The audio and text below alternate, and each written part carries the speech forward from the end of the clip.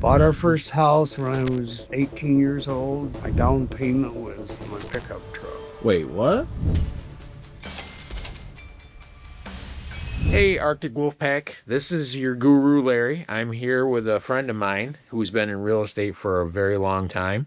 His name is Charles Comer, and he prefers to go with Charlie. So I like to throw both of them out there because I like both.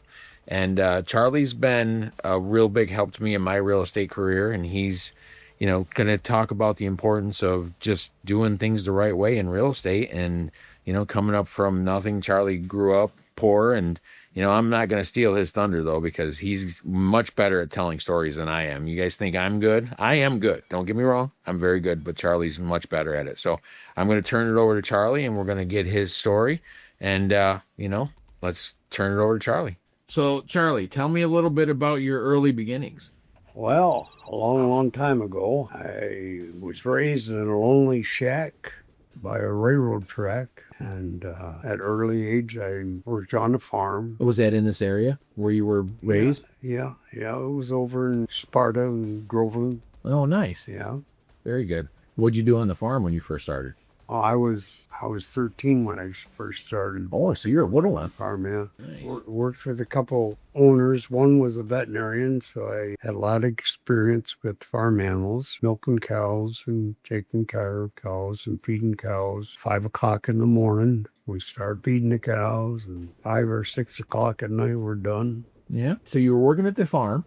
You Yeah. got the cows. Yeah. And how did you decide to get into real estate? Because this is fascinating. You were, working your butt off, doing the hustle, which I want the people to know about, Well, got married early. as we often did at Yeah. that age. Married a girl that we had the same interests I did in farming and farmland and real estate. Oh, that's a blessing. We bought our first house when I was 18 years old. My down payment was my pickup truck. Wait, what? Your down payment was your pickup truck?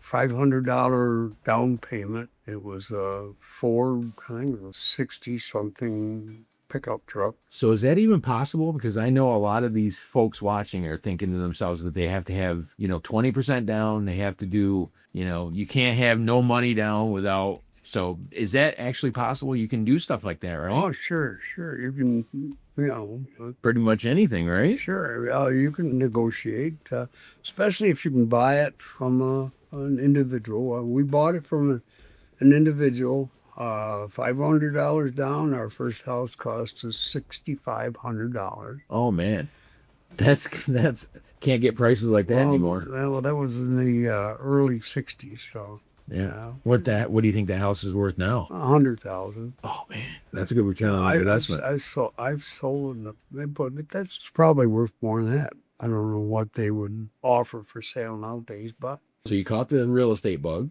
yeah, always was interested in the real estate. Joined an outfit from Perry, sold real estate. Bought my first investment property during Agnes. If you remember Agnes was Oh yeah. was a storm that settled over us and just poured for 4 or 5 days and grounded everybody. So If I remember correctly, Corning and Elmira, they flooded during that, right? yeah, they were flooded. The Mount Morris Dam was about 1 block from the top. Oh my goodness. And they said they were letting as much water out of the dam as goes over Niagara Falls.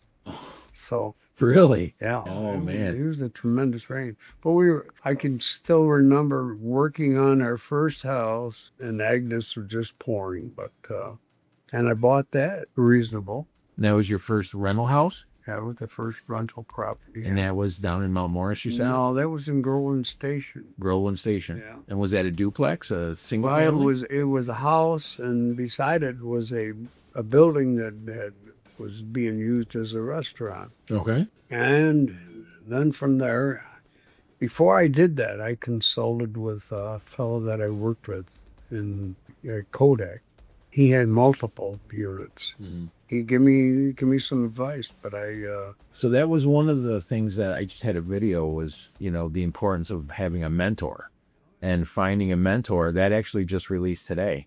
And, how you can bring value to the person that you have to just not, pick their brain or whatever. You have to provide value. So, that's important to have a mentor. Yeah, well, Louis had an awful lot, and he lived close to work, so he was able to maintain them. But after that, we just continued to invest, bought a rental property, and eventually became interested in selling properties. As a real estate broker, I became a real estate broker.